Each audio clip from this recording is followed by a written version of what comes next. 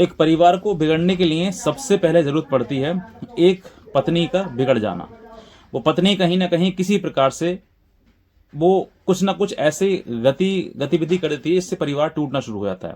देखो, मैं हर वीडियो में कहते आया हूं अब तक, और ये बात आप सब लोग भी समझते हैं कि एक परिवार को बसाने के लिए सबसे महत्वपूर्ण भूमिका एक महिला की ही होती है।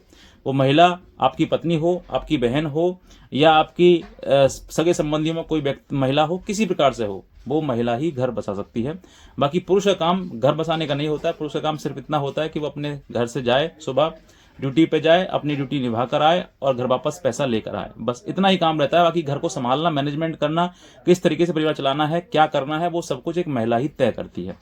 अब आज के समय में मैं आपको किसी के बारे में नहीं कहना चाहूंगा, बस इतना कहना चाहूंगा कि आज के समय में महिलाएं जो है कहीं ना कहीं कुछ एक्स्ट्रा मैरिटल अफेयर में भी लग जाती हैं। वो पुरुष हो महिला हो, दोनों ही के ऊपर ये चीज लागू होती है, और कहीं ना कहीं ये सब चीजें जो है वो परिवार को तोड़ने का काम करती हैं। एक महिला, अगर आप उसको ये कहोगे कि आप ऐसा काम मत करो, इस तरह की चीज रोक टोक लगाओगे उस पर, तो वो महिला जो कहीं ना कहीं इस चीज से परेशान हो जाएगी, और परेशान हो जाएगी तो वो कहीं ना कहीं इस लड़ाई झगड़े करके मैके चली जाएगी। छोटी से छोटी बात पर एक छोटी सी घटना बताऊं आपको। एक फोन कॉल को मना करने पर पति ने मना कर दिया कि तुम फोन यूज मत करो, इतने देर तक घर पे बात मत करो, जिससे कि घर के परिवार वाले लोग जो है वो नाराज रहते हैं और कहते हैं कि बहू पता ना कहाँ कहाँ बात करती है इतनी देर तक। तो इस चीज के लिए विरोध किया, उसने मना किया पति ने कि तुम फोन पे बात मत करो। इसी बात पर उसको झगड़ा कर लिया। झगड़ा करने के बाद जो है बात इतनी बढ़ा दी कि वो लड़की जो है मायके जाके बैठ गई। अब मायके जाके बैठ गई तो कहीं ना कहीं जब पत्नी नाराज है तो पति भी उससे नाराज होगा। अब मनाएगा कोई है नहीं एक दूसरे को। अब इस तरह की चीजें बढ़ते जाती हैं, और बढ़ते बढ़ते एक समय ऐसा आता है कि वो महिला जो है वो कानून की तरफ चली जाती है। जब कानून की तरफ जाती है तो फिर वो मुकदमे करती है तो फिर मुकदमे का तो अंत है ही नहीं, वो तो फिर पता नहीं कितना लंबा समय चलता है। तो जो महिला आपको बार बार परेशान कर रही है या फिर आपकी बात नहीं मान रही है और आप भी उससे इतना परेशान हो गए हैं, तो फिर पुरुष क्या करता है कि वो ये सोचता है कि भाई इससे महिला से तलाक लो। लेकिन तलाक लेना जो है आपके लिए बेस्ट ऑप्शन मेरे अकॉर्डिंग तो नहीं है, क्योंकि ऐसी छोटी छोटी बातों पर तलाक नहीं लिया जाता है। कोर्ट भी समझता है कि इसके पीछे कोई गंभीर प्रवृत्ति का कोई आरोप हो तो ठीक समझ में आता है। लेकिन छोटी छोटी बातों पर कि भाई घर माँ के जगह बैठ गई, लड़ाई करती है, गाली गलौज करती है। कल ही एक मेरे सामने बात आई कि सर मेरी पत्नी मुझे फोन पर बहुत गंदी गंदी गाली देती है, मेरी माँ को गाली देती है। ये सब चीजें जो है, देखो, ये सब चीजें रिश्ता बनाने से पहले देखी जाती हैं कि वो परिवार किस तरीके का है। अगर परिवार इस तरह की चीजें है, इस तरीके का है कि भाई वो तुम्हें बार बार टॉर्चर कर रहा है या फिर बार बार गाली गलौज कर रहा है, तो या फिर उनका बैकग्राउंड ही गाली गलौज करने वाला है, तो फिर देखो तुम कहीं ना कहीं गलत रास्ते में चले गए हो या गलत ट्रेन की डिब्बे में बैठ गए हो। अगर गलत ट्रेन में बैठ गए हो तो फिर थोड़ा सा सुधारने की जरूरत है आपके लिए। उस डिब्बे को छोड़कर किसी और अच्छी ट्रेन में, जो ट्रेन आपके सही डेस्टिनेशन में जाती हो, उस पर बैठना अति आवश्यक है। अब ऐसी परिस्थिति में जहां पर देखो आपकी पत्नी आपसे बार बार रूठ कर, लड़ाई करके, झगड़ा करके, कुछ झगड़ालू महिलाएं होती हैं जिनके मतलब कह नहीं सकते कि कितनी झगड़ालू होती हैं, बहुत ज्यादा अति से अति झगड़ालू होती हैं, गाली गलौज बहुत ज्यादा करती हैं। तो ऐसी परिस्थिति में अगर महिला जो है, आपकी पत्नी जो है, रूठ कर, लड़ाई झगड़ा करके मायके बैठ के चली गई है और आपके मन में यही आ रहा है कि तलाक लेना है मुझे, तो देखियो, तलाक के लिए सबसे पहले बात आपके लिए कुछ स्ट्रांग एविडेंस चाहिए। ऐसा नहीं कि छोटी छोटी बात पर सर मेरी बनती नहीं है, मेरी बात नहीं मानती, मैं तलाक लूंगा, ऐसे नहीं चलता है। ये सब चीजें नहीं चलेंगी, ना पत्नी ना पति, दोनों में से किसी की भी नहीं चलती है। कोर्ट, अब जब आप जाओगे तो कोर्ट में कानून चलती है, ना ही आपके भाव, ना ही आपके अंतर्दृष्टि के भी मैं तो अपनी पत्नी को प्रेम करता हूँ या फिर मैं पति को प्रेम करती हूँ, ये सब चीजें नहीं चलती हैं। कानून, कोर्ट में कानून चलती है, और कुछ भाव होते हैं जिस भाव के आधार पर वो किस तरीके का अपराध उसने किया है, ऐसी चीज चलती हैं। तो आप जो है ऐसी छोटी छोटी चीजों के लिए कोर्ट कचहरी मत आइए। कोर्ट कचहरी आने से पहले आप एक बार सोच लीजिए कि रिश्ता में दम है कि नहीं है, ये रिश्ता खत्म, क्योंकि कोर्ट कचहरी आने के बाद बहुत रेयर चांसेस ऐसे होते हैं जहां पर आपका परिवार दोबारा बस जाए। क्योंकि इसमें जैसे ही आप कोर्ट आओगे तो कोर्ट आते ही कई लोग आपके रिश्ते के बीच में प्रवेश कर जाएंगे। कैसा? एक वकील हो जाएगा, पुलिस हो जाएगी, जज साहब हो जाएंगे, समाज हो जाएगा, आपके अपने माता पिता हो जाएंगे, और भी लोग जो जिस को भी ये पता लगेगी कि ऐसा ऐसा परिवार बिगड़ा हुआ है इसका, तो फिर वो भी उसी प्रॉब्लम का हिस्सा बन जाएंगे। अब ऐसी परिस्थिति में देखो, जहां पर भी पति जाता है, मैं महिलाओं के लिए भी कहना चाहूंगा, जहां पर भी पति जाता है कहीं ना कहीं उसको अपमान का जो दृश्य है उसको देखना पड़ता है। उसको अपमान की दृष्टि से अपमान ही किया जाता है। कहीं ना कहीं पुलिस में जाओगे तो उसको तू तड़ाक बोला जाएगा, जो कि अगर अच्छा व्यक्ति सम्मानजनक है फिर भी उसको कोई भी आकर तू तड़ाक बोल जाएगा, तो उसको अपमान को, उसके सम्मान को ठेस पहुंचती है। अगर तुम कोर्ट में जाओगे तो कोर्ट में भी तारीख पे तारीख चलती है, बाहर बैठो, अंदर बैठो, यहाँ बैठो, वहां जाओ, ऐसे खड़ा हो, वैसे खड़े हो, ये सब चीजें चलती हैं। और भी कहीं पर भी जाओगे तो कहीं ना कहीं कोई टिप्पणी कर देगा पति के ऊपर या पत्नी के ऊपर, कह रहे कैसे पति हो तुम पे एक पत्नी ना रुक रही, एक पत्नी नहीं झेली जा रही है।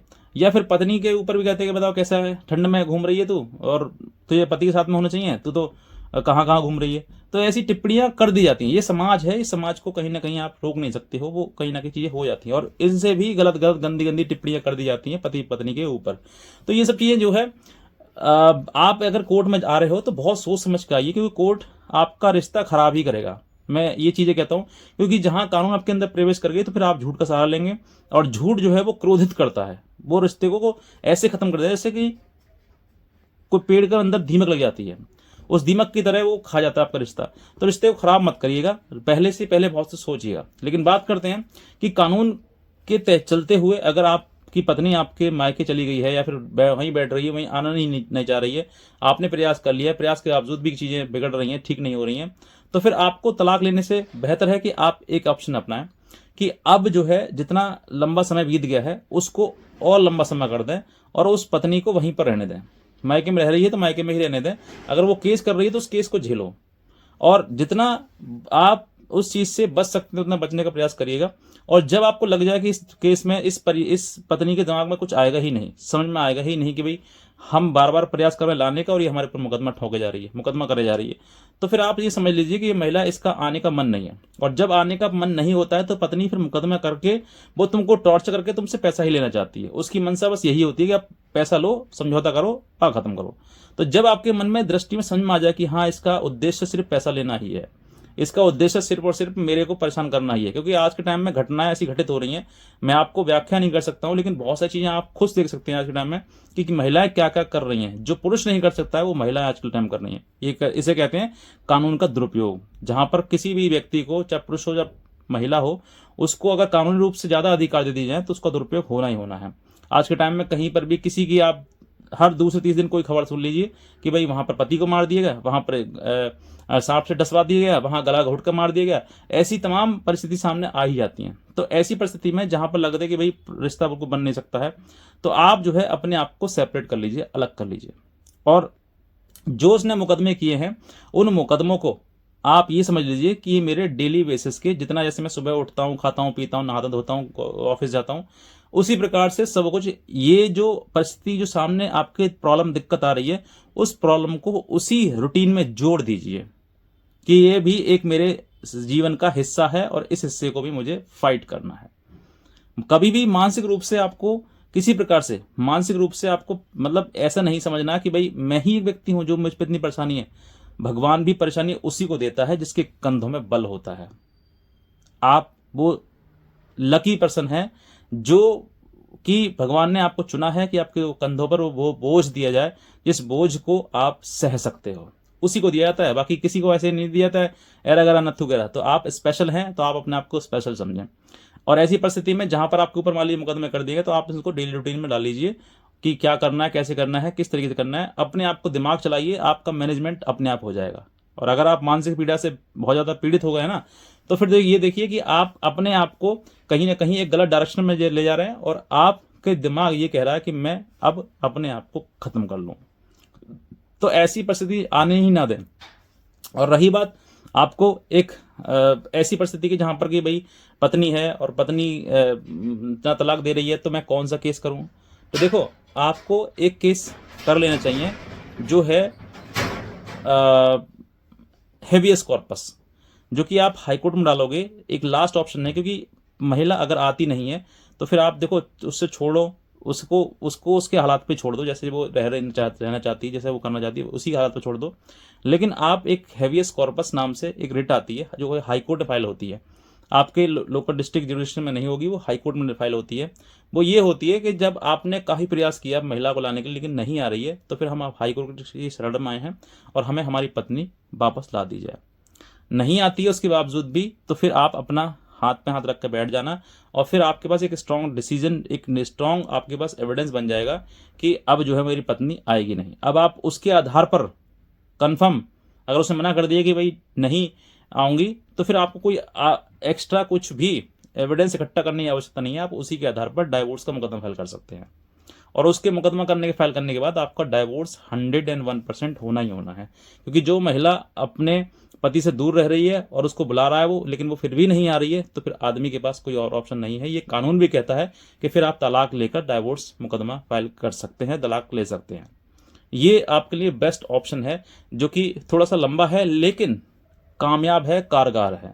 और अगर आप ये सब चीज़ें नहीं अपनाएंगे और इसी चीज़ से लड़ते रहेंगे, तो मैं कहता हूँ जीवन भर आप लड़ लीजिए, 10 साल 20 साल 50 साल तक लड़ लीजिए, अंत में कहीं ना कहीं आपके सामने एक ही चीज़ आएगी कि साथ रहना संभव नहीं है। क्योंकि रिश्ता खराब होता नहीं है, शुरुआत से ही अगर रिश्ते को ठीक किया जाए तो फिर वो ठीक हो जाता है। लेकिन अगर उस रिश्ते में लगातार द्वेष या फिर झूठे एलिगेशंस या फिर मुकदमेबाजी की तरफ ही माइंड अपना चलाया जाए, तो फिर वो रिश्ते में इतने दरार आ जाती है कि वो साथ रहना संभव नहीं होता है। ये हर पत्नी जो समझ सकती है, हर पति भी समझ सकता है। और इस किसी प्रकार से अपने अंदर का जो हिम्मत है उसको ना हारें, लड़ते रहें, जितना लड़ रहे हैं उतना लड़ सकते हैं। जब जिस महिला की नियति आपके साथ रहने की नहीं है, उससे सिर्फ उसका उद्देश्य आपसे सिर्फ पैसा ऐंठने का है, तो उसका उद्देश्य कभी सफल मत होने दीजिए। हमेशा लड़िए, और लड़ने के बाद अंत में आपको एक ही चीज़ मिलेगी, या तो तलाक हो जाएगा, डाइवोर्स हो जाएगा, और या फिर आप यूं ही समय समय पर लड़ते रहेंगे और आपको वो चीज़ें आदत पड़ जाएंगी। यही कहना चाहूँगा। और भी कोई लीगल हेल्प अगर आप हमसे चाहते हैं तो आप हमारे दिए हुए नंबर पर हमें संपर्क कर सकते हैं, हमारी लीगल हेल्प भी आप ले सकते हैं। और बस इतना ही कहना चाहूँगा, बाकी नमस्कार।